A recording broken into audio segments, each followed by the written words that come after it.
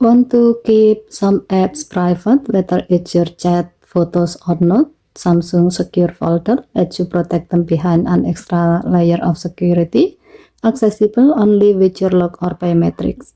In this video, we will learn how to move any apps like WhatsApp into secure folder, so your personal data stays hidden and safe even if someone borrows your phone. So, go to the app screen, then tap secure folder. Enter your screen lock. Tap the plus icon. Here you will see three options. Download from Play Store, which will let you install new apps right into secure folder. Download from Galaxy Store to add apps from Samsung Store, and add apps from phone which show your existing app. Under add apps from phone, then select WhatsApp or any other app you want to secure.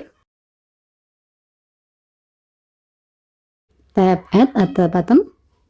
As you can see, now you will find a separate copy of WhatsApp in secure folder.